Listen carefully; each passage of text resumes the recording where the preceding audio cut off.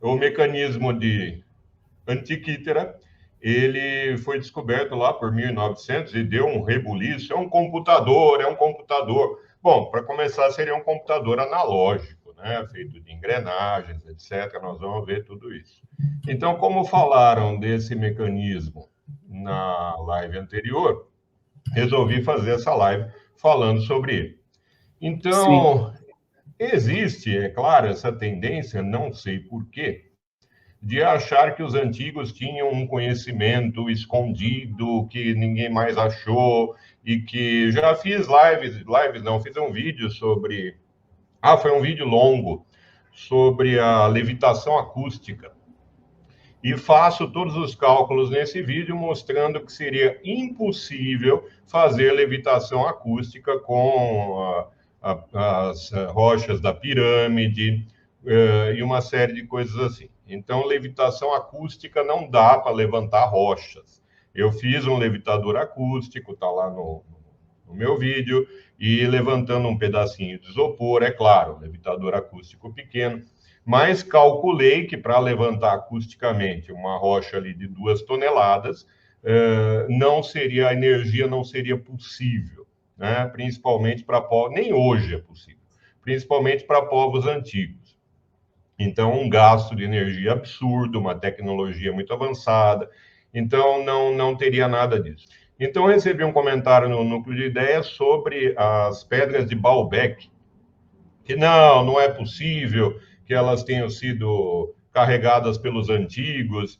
Então, a primeira coisa, eles acham que os antigos têm um conhecimento absurdo e depois que os antigos não conseguiriam carregar aquelas rochas, né? Já é um absurdo em termos, é uma contradição. Então, Sim. alguns dizem, não, eles tinham conhecimento perdido e tal, e não conseguiam arrastar uma rocha. Não interessa se tinha 800 toneladas. Então, a rocha lá da viúva, da mulher grávida, ela tem 1.500 toneladas, não saiu da pedreira. Então, as 3 rochas principais ali do Templo de Baalbek têm 800 toneladas. Então, os romanos daquela época era perfeitamente possível, com a tecnologia que eles tinham, carregar aquelas pedras, né? Então, nós comentamos isso na live passada ou na retrasada. Você falou, inclusive, mostrou aquela imagem interessante da Ilha da Páscoa, os moais da Ilha da Páscoa. Então, eles tinham técnicas, é claro, para fazer tudo isso. Então, mas não há nenhuma evidência de uma tecnologia perdida que os antigos tinham. Então os antigos tinham um conhecimento muito melhor do que nós temos. Sim, claro. Eles tinham aviões melhores, tinham computadores melhores, tinham helicópteros melhores, tinham aparelhos de ressonância. Aqueles que fazem exame no corpo da gente, aparelhos de ressonância dos antigos eram fantásticos. Nossa, era uma beleza. Tinham tudo isso, eles tinham. Eles faziam Então, live. Eles faziam live. live da Babilônia para o Egito, né?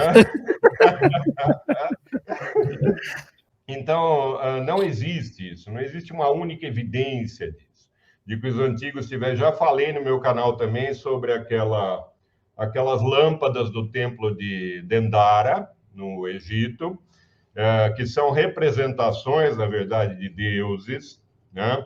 Aquilo que parece um isolante elétrico que tem postes daqueles grandes, na verdade, é uma representação egípcia também de um deus. Então, tem tudo isso que tem que ser considerado. O que as pessoas fazem hoje em dia é uma pesquisa muito básica, né? Se aquilo tiver de acordo, tiver em ressonância com o que elas acreditam, né? Então elas pegam um pedacinho daquela pesquisa e saem falando por aí, né? Sem o menor pudor. Então, eu acho que as pessoas precisam pesquisar mais antes de falar as coisas. Inclusive, o assunto de hoje, o mecanismo de Antikythera, está sendo ainda muito pesquisado, estudado, debatido. Então, há 2 correntes. Uma eu falei na live passada, quando comentaram desse mecanismo, que é justamente o uso dele não para observações astronômicas precisas, mas de uma forma pedagógica, para ensinar. Então, seria usado em escolas de astronomia, esse tipo de coisa. E a outra corrente defende que o mecanismo, sim, ele teria uma precisão muito grande, etc. Mas dizer que é um computador da antiguidade é um exagero. Primeiro, seria um computador analógico, e como todo aparelho analógico, ele tem muitos problemas de precisão, como nós vamos ver. Então, o mecanismo de Antiquítera tem aí o capitão Dimitrios Contos e uma tripulação de mergulhadores. No caso, eles eram ali coletores de esponjas, né, que fica ali embaixo da água e tal, coletavam, mas encontraram os destroços de um naufrágio nas costas da ilha de Antiquítera no início de 1900. Se tem Antiquítera é porque tem Quítera, né? O anti é aquele que está após, que está do outro lado. Então, veja que aí a localização de Quítera e Antiquítera. Então, Quítera é essa ilha maior e Antiquítera é essa ilha menorzinha. Aqui nas costas de Antiquítera é que encontraram os destroços em que estavam ali as peças do mecanismo. Muita coisa foi encontrada nesses destroços. Estão aí duas estátuas, né, que está essa à esquerda muito bem conservada, essa nem tanto, mas muita coisa foi encontrada nos destroços. Aqui, essa estátua, ela está quebrada, aí aparece só a cabeça, mas ela tem outras partes. E aqui moedas, justamente por conta dessas moedas é que conseguiram fazer a análise ali histórica de quando seria o naufrágio, né, a época do naufrágio. Já vamos ver. Recentemente, foi encontrada também aqui os restos de uma pessoa nos destroços de Antiquítera. E aqui o famoso mecanismo, aqui 3 peças dele, tem um total de 98 peças pequenas. Veja, o pessoal acha que é um negócio desse tamanho. Não é. Essa peça maior que está no centro, ela tem 13 centímetros de diâmetro. Ela é desse tamanho aqui. Isso aqui. 13 centímetros de diâmetro tem a peça maior.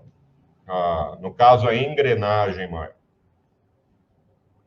E a análise química mostrou que as engrenagens eram feitas de bronze com teor de estanho em torno de 5%. Depois fizeram novas análises e descobriram ali que os componentes eram cobre, estanho, chumbo. Aí, pela liga metálica, você consegue encontrar a localização geográfica aproximada. Então, em tal cidade, trabalhavam com uma liga que tinha tantos por cento de cobre. E com o estudo químico desses artefatos, é muito importante por conta disso. Por exemplo, no Antigo Egito, viram que o cobre usado ali tem uma certa quantidade de arsênio, se não me engano, e que torna o cobre mais duro. Então, para construir ali as pirâmides, fazer tudo isso, né? Então, com essa análise química, puderam ver que ali fica perto de Rhodes, onde foi construído o mecanismo. Aqui as peças do mecanismo de Antiquítera, então são peças pequenas, peças maiores, etc. Essa peça maior, como eu falei, tem só 13 centímetros de diâmetro. Então, montado aqui, exposto no museu, né, as várias peças expostas no museu, estão em Atenas. Aqui, a reconstrução do mecanismo. Então, o mecanismo reconstruído. Veja que depois eles fizeram várias análises ali para reconstruir, já vou falar sobre isso. Mas depois de reconstruído, a réplica tem 34 por 18 por 9. Então, não é muito grande, gente. 34, um pouco maior que uma régua, né, de altura, assim, de comprimento. 34 por 9 de profundidade por 18 de largura. Então, uma caixa, parece do tamanho de um livro grande, né? Não é, o mecanismo é desse tamanho, então, quando montado. Veja que em 2022, pesquisadores propuseram que a data de calibração inicial do mecanismo e não a data de construção poderia ter sido em 178 a.C. Coloquei a referência aqui embaixo. E aí você tem, então, que o mecanismo de Antiquítera ele pode ter sido construído por Hiparco de Niceia, ter sido imaginado ali, né, pensado e construído por Hiparco. Existem algumas evidências sobre isso, mas existem outras que colocam o mecanismo, como está aí na tela, em 204 a.C. Hiparco não era nascido, Hiparco nasceu em 190 a.C. Então, outros especialistas propõem 204 a.C. como uma data de calibração mais provável. Mecanismos com complexidade semelhante não apareceram novamente até os relógios astronômicos de Ricardo de Valenfort e Giovanni di Dondi, no século XIV. Então, consideram isso como um grande avanço da tecnologia grega da época. Eles fizeram uma espécie de um computador astronômico ali que faz previsões e que só foi reconstruído, teve um outro modelo no século XIV. Nós vamos ver uma possibilidade para isso muito interessante. Por que demorou tanto para construir outro? Por que não foram achados outros? Só o de Antiquítera. Então, aqui uma referência muito interessante, o Cosmos Portátil, de Alexander Jones. Ele conta toda a história do mecanismo, é um livro muito bom, como o mecanismo desde quando foi achado até a reconstrução dele. Aliás, tem um site, procura Projeto Antiquítera, que você vai encontrar esse site que vai esclarecendo toda a reconstrução também do mecanismo. Aqui, as partes, né, encontradas. Aqui a inscrição em grego. Existe, não sei se essa já está, existe um método que usa iluminações diferentes para... Já vou colocar a imagem, não sei se essa está, não me lembro. Para aparecer melhor as inscrições, que é usado esse método em arqueologia. As imagens são iluminadas de formas diferentes. Nós já vamos ver a diferença das imagens. Aqui outra que tem inscrições em grego também. Gente, o grego antigo, Isaías sabe muito bem disso, o grego antigo ele não tem letras minúsculas. Ele só tem letras maiúsculas e não tem espaço entre as palavras. Então, você pega um texto antigo de Platão, é tudo em maiúsculo, sem espaço entre as palavras. Tudo direto. Então, as minúsculas, elas vieram depois. Os medievais, né, Isaías? Os medievais que introduziram as letras minúsculas no grego, né? Sim, sim. Para facilitar. Para facilitar. Já começaram... Para você ter uma ideia, os alexandrinos colocaram os acentos, as marcas de acento. Começaram ali de minúscula e tal, foram a partir dali. A época bem recente. Agora, os manuscritos antigos é tudo assim mesmo. É tudo em maiúscula, sem espaço entre as palavras. Aqui dá para ver as maiúsculas do grego. Essas partes aqui são dos destroços do Antiquítera. Então, muita coisa estava gasta já pelo tempo, mas com aquela técnica de iluminação que eu falei, eles conseguiram ler melhor. Aqui, um dos primeiros...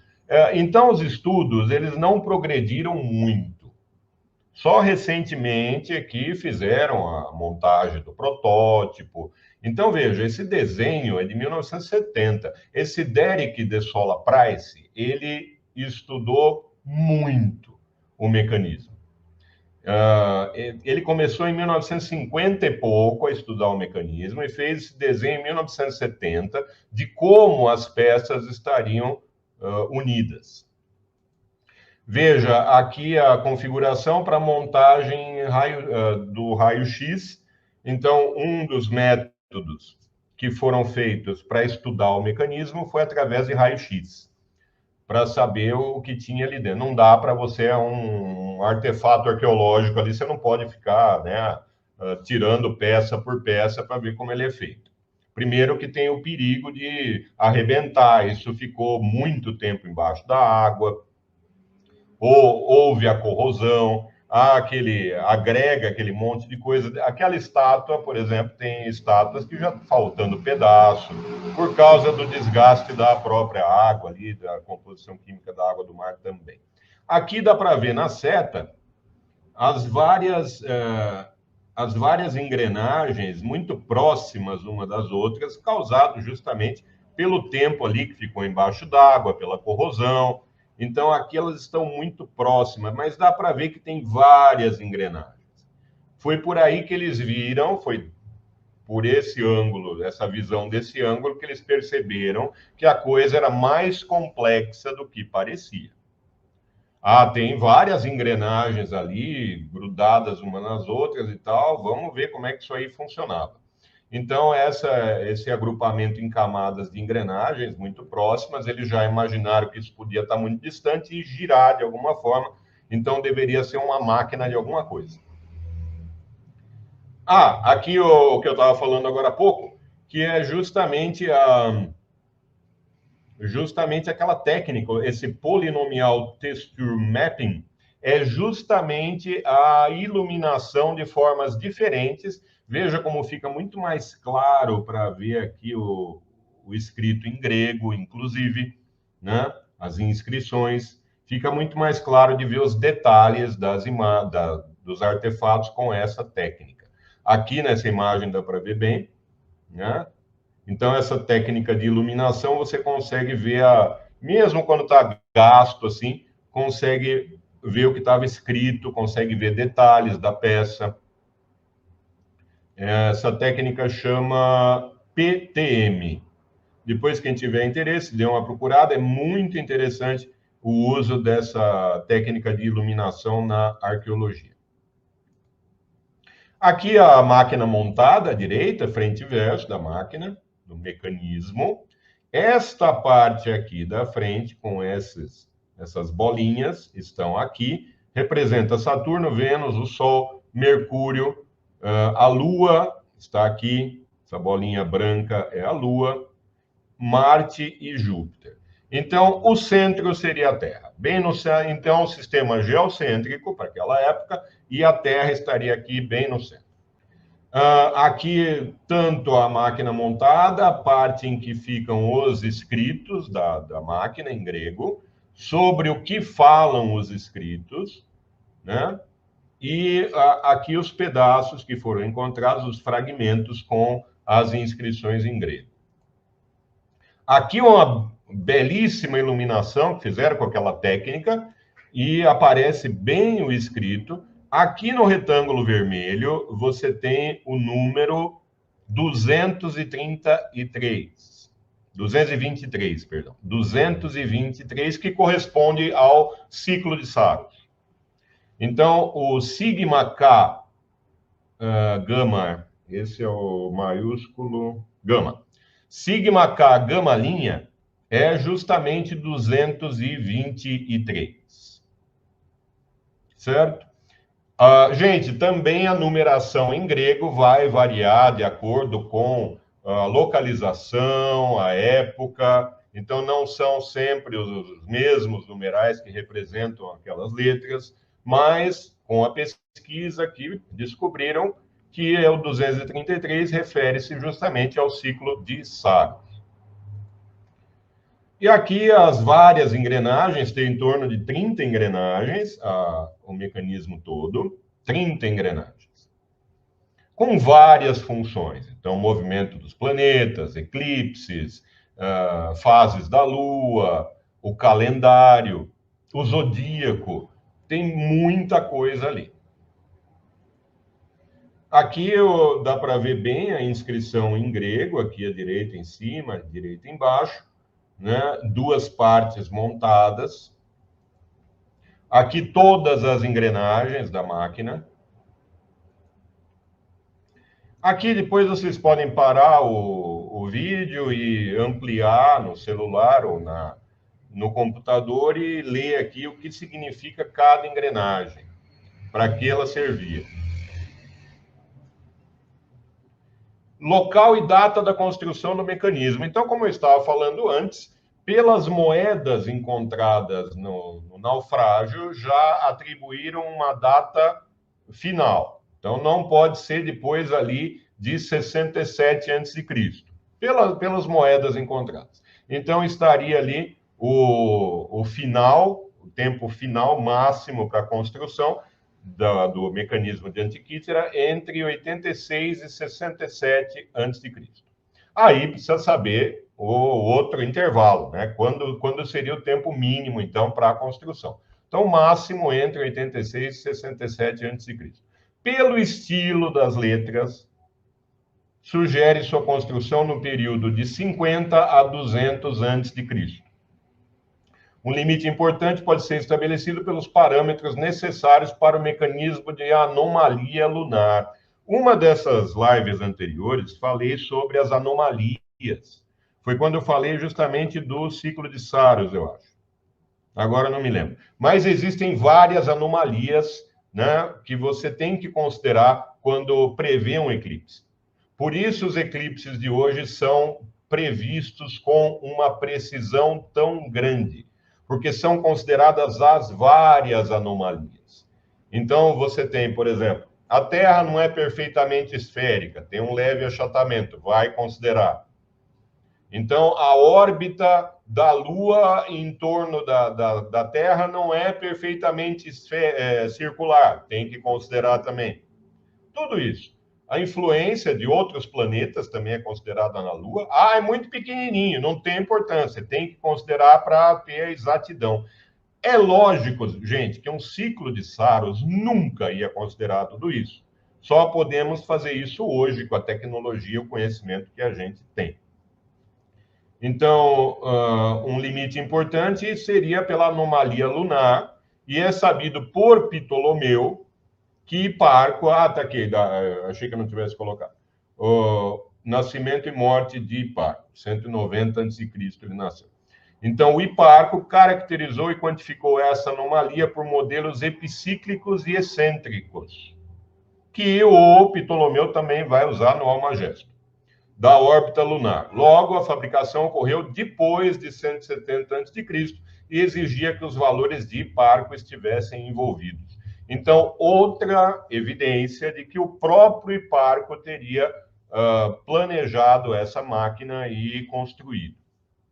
Ou alguém construiu, ele não ia lidar com metal, não sei se lidava, mas fez ao menos o projeto do mecanismo. Além disso, a latitude ideal para enquadrar os fenômenos astronômicos listados no Parapegma. Parapegma, se não me engano, é uma espécie de vai mostrar o nascimento e o pôr de um determinado astro, onde nasceu, onde se pôs. O nascimento e isso. É o Parapegma. Então, você faz uma espécie de uma lista ali e tal, de onde vai nascer e onde vai se pôr qualquer astro, né? Então, listados no Parapegma do mecanismo é consistente com o médio mediterrâneo. Então, através dessas informações, viram qual seria a localização do mecanismo. E, para usá-lo da forma mais eficiente, ele deveria estar ali próximo de 35 graus norte. E Rhodes fica em 36 graus norte. Então, Rhodes, a cidade de Rhodes, estaria ali muito próximo de onde teria mais eficiência esse mecanismo. E em Rhodes, justamente nessa época, morava Hiparco.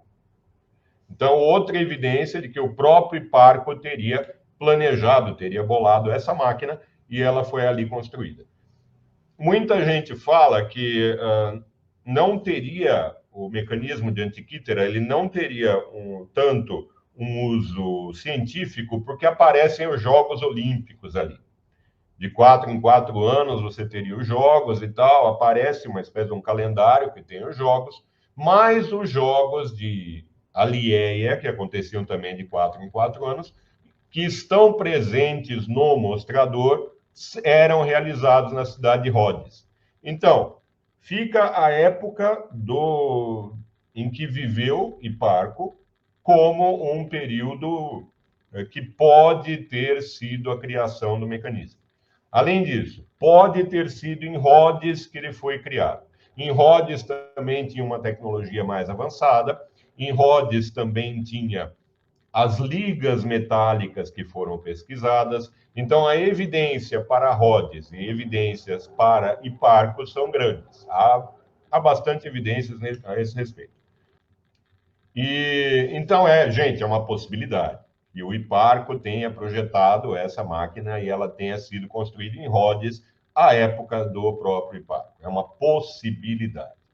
Muitas são investigadas, inclusive de que o mecanismo estaria ali em torno de 160 a.C., Hiparco não tinha nem nascido. Não, Hiparco já tinha nascido. Não, em 204, isso, 204 a.C., tem datas de 260 a.C., o Hiparco não era nascido ainda. Então, vou usar duas referências principais para esse vídeo. Essa é uma delas. Nesse artigo, eles defendem que, sim, o mecanismo de Antiquítera, ele tinha uma precisão bastante grande. Então, eles fazem vários cálculos e comparam com os dados da NASA. Né? Fazem os cálculos no mecanismo e comparam com os dados da NASA, encontram ali diversas coincidências. Então, nesse mesmo artigo, eles falam o que eu falei, na conclusão do artigo, eles falam o que eu falei no começo da live, que tem duas vertentes ali. Uma defende que o mecanismo de Antiquítera ele seria usado como um instrumento didático, pedagógico para ensinar astronomia, e outra vertente defende que sim, ele seria um instrumento científico, com uso científico e não tanto pedagógico. Então, há discussão até hoje entre essas duas correntes. Esse primeiro caso desse artigo defende justamente que, pela precisão do mecanismo, ele teria um uso científico realmente na astronomia. E aqui tem algumas das observações feitas pelos autores do artigo que mostram justamente vários fenômenos astronômicos que aconteceram e bateu exatamente com a previsão no site da NASA. Então, você vê lá o eclipse solar de 12 de outubro de 1977 está previsto pelo mecanismo de Antiquítera. Então, são coisas que batem com as previsões do mecanismo. Aqui a posição do Sol e da Lua em Leão, né, na Lua Nova de 19 de agosto de 2001, e assim por diante. Tem vários aqui acontecimentos que coincidem com o que realmente aconteceu e está ali calculado pela NASA. Então, e eles fazem um estudo de todo o mecanismo ali, vendo a precisão dele e tudo. Então, é uma primeira vertente, uma primeira possibilidade é que ele tenha sido usado de forma científica e teria ali uma precisão. Claro, muito longe da precisão atual que nós temos para qualquer observação astronômica. Né? Isso, é claro, as duas vertentes sabem disso. Não, a precisão não é a de hoje, mas vamos ver se ele era usado como um instrumento astronômico ou se era usado como um instrumento pedagógico. Então, na segunda possibilidade, primeiro, você tem que analisar os mecanismos de engrenagens. Por que o mecanismo de Antiquítera é um mecanismo de engrenagem? E os mecanismos de engrenagem, eles têm imprecisões, falhas, por conta de erros de excentricidade. Quer dizer, o eixo não está exatamente no centro. Exatamente, gente, não é 2 centímetros para a direita ou para a esquerda. É uma coisa mínima, mas que ao longo do tempo vai dar um erro que vai se acumular. Né? Então, aqui tem um exemplo do relógio, né? Que o do ponteiro dos segundos, que ele está um pouco mais adiantado do que deveria estar. Veja que tem 5 ponteiros de segundo aqui. Então, são fotos tiradas ao longo do tempo e sobrepostas. Então, o ponteiro dos segundos deveria estar em 35, não está. Depois deveria estar em 40 e não está. Um pequeno erro, mas que vai se acumulando ao longo do tempo. Então, isso acontece com todos os mecanismos que tenham engrenagens. Essas engrenagens circulares, se elas não forem muito bem ajustadas, causa um erro ao longo do tempo. Veja, aqui é um erro por conta do... É um erro do telescópio, por conta da própria montagem equatorial. Você tem engrenagens na montagem equatorial do telescópio. Pena que eu não montei o meu aqui para mostrar o que é uma montagem equatorial.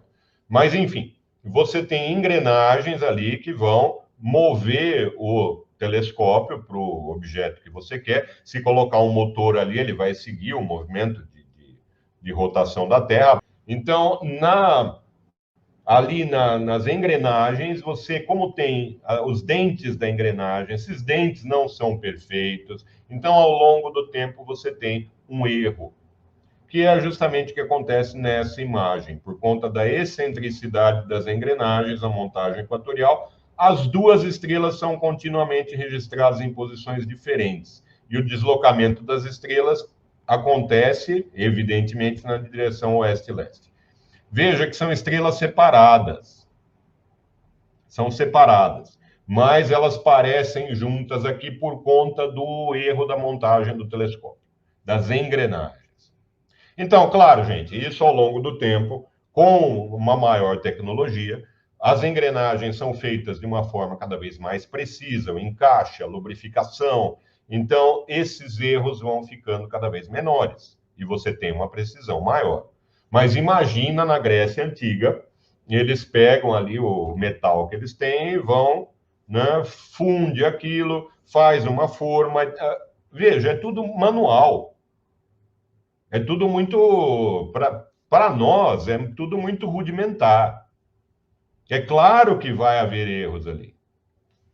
Os cálculos são ótimos e tudo, dentro de uma certa precisão também. Eles colocaram o movimento dos planetas usando epiciclos, colocaram o Marte, por exemplo, como é que Marte vai dar aquela laçada, epiciclos e tudo isso.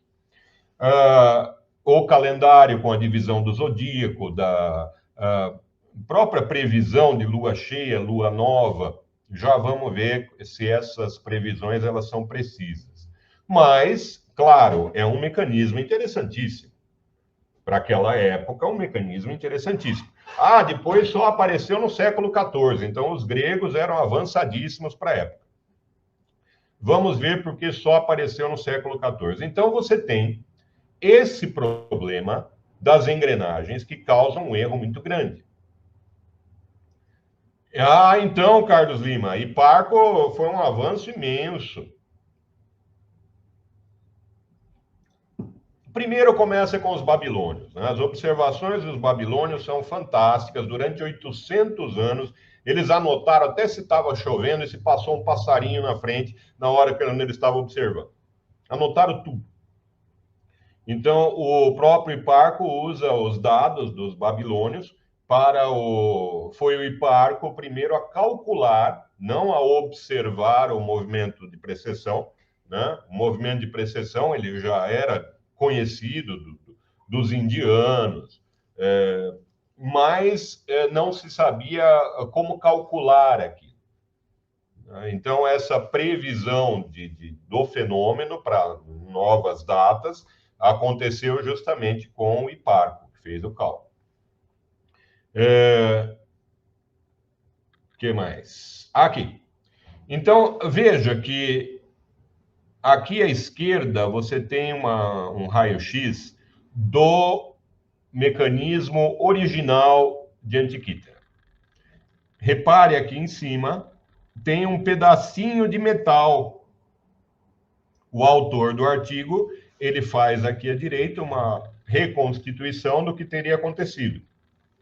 Então, estava folgado ali. Fizeram uma gambiarra no mecanismo de Antikythera. Estava folgado, estava dando... É sério, gente, é sério. Estava dando uma imprecisão ali por causa da folga, né? Ele estava balançando ali, então, é claro, uma coisa mínima, mas já dava uma diferença. O que fizeram? Enfiaram ali um filete de metal para deixar mais apertado o eixo ali na engrenagem. A engrenagem não aparece mais aqui no original, na radiografia original, porque ela desgastou mesmo. Aparece só o orifício central da engrenagem, onde iria o eixo. Então, viram aqui esse detalhe do pedacinho de metal que foi colocado para deixar o eixo mais firme ali na engrenagem, porque estava causando erro. Então, isso já mostra o erro do mecanismo de Antikythera. Deveria ter sido reconstruído de uma forma mais precisa, mas foi colocado ali um metal para ajustar. Aqui tem um estudo muito interessante dos ângulos de cada uma dos dentes da engrenagem. Então, há diferenças angulares. É claro que essas diferenças angulares em cada dente, ao longo do tempo, vão causar uma diferença de resultado muito grande, né? Então, apesar de haver coincidências, como eu mostrei no artigo anterior, aquelas coincidências, houve muitas discrepâncias. Então, você acha, sei lá, 10 coincidências e 2.000 discrepâncias. Isso não é uma boa precisão. Na sequência. Então, as pessoas consideram o mecanismo de Antikythera como um computador de previsões astronômicas. Não, gente, ele tinha muitas falhas. Falhava bastante, principalmente pelo uso do ciclo de Saros, inclusive. O ciclo de Saros, já falei aqui várias vezes, ele não vai te dizer onde acontece um eclipse. Vai dizer quando, e é uma possibilidade, não é garantido. Existem vários ciclos de Saros, não existem um, não existe um. Existem vários, e aí você acaba um, tem que começar o outro, né? Tudo isso a ser considerado. Então, os dentes não estão precisos. Eles têm a precisão que eles tinham na época, né? Mas isso vai dar um erro muito grande. Aqui você tem o cálculo, se alguém se interessar, tem o cálculo do erro. Então, veja que você tem O e O'linha. O'linha seria justamente o ponto fora do centro. Aqui o centro exato, posso falar exato porque é uma representação matemática, não é física. Mas aqui onde estaria o centro da circunferência, no ponto O, em O'linha, o que acontece quando ocorre um erro, quando você posiciona de forma errada o centro da engrenagem. Então, acaba gerando uma senoide. Essa senoide vai interferir no movimento correto que você teria do astro e vai causar esse erro muito maior na observação. Aqui os erros, então. Uma simulação com erros de lunações durante uma volta, um ano da engrenagem B2, do mecanismo de Antikythera. O eixo vertical e o erro angular implícito em graus na saída, no resultado, né, no output. E aqui você tem, veja quantos erros. Esses pontinhos para cima ou para baixo é um erro na medida do mecanismo de Antikythera, na previsão do mecanismo. Então, há muitos erros aqui, muitos erros. Veja, é um erro máximo aqui de o que uns...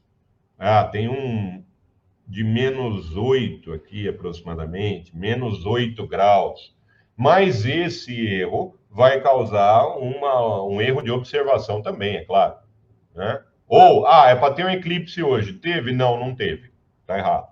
A Lua deveria estar em tal posição. Está? Não, não está. Está quantos graus para a esquerda? Tanto. Ou para a direita? Tanto. Está tudo registrado aqui. Então, você vê pelas características do mecanismo quais seriam as previsões que ele faria. Gente, isso é tudo computadorizado. Ninguém vai pegar o mecanismo e ficar girando 19 vezes, 20 vezes, 365 vezes. Isso é tudo computadorizado. Já sabem como o mecanismo reagiria e qual é a previsão correta, de acordo com os dados mais recentes. E aí você compara as duas e vê que tem essa quantidade de erros, isso para as lunações, né? Para os períodos da Lua. E aqui para o ciclo metônico.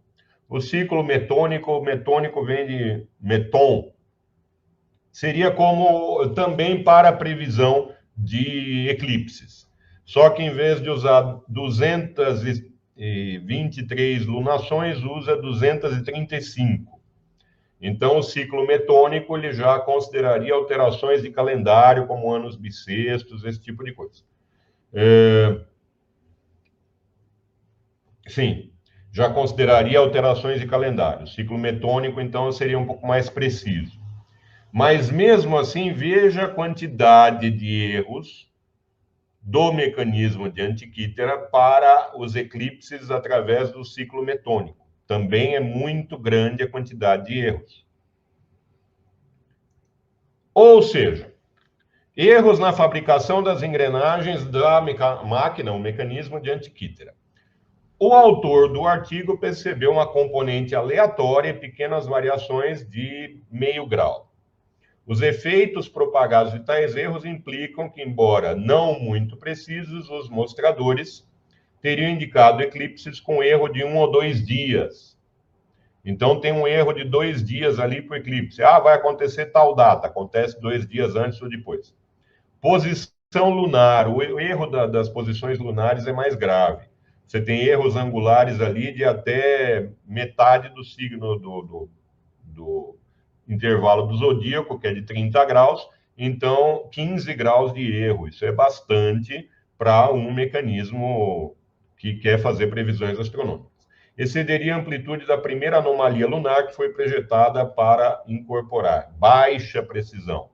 Então, para eclipses, baixa precisão. Observações da Lua, baixíssima precisão.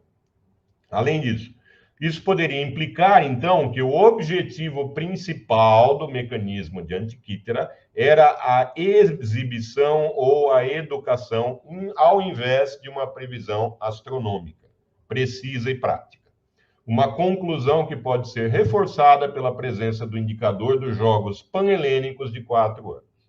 Então, para esse autor, o autor desse artigo, ele acredita que o mecanismo ele era usado mais para fins didáticos, pedagógicos, do que como um instrumento astronômico de precisão. Então, ele conclui que a dimensão dos erros pode sugerir, inclusive, por que não há evidências de terem sido construídos outros.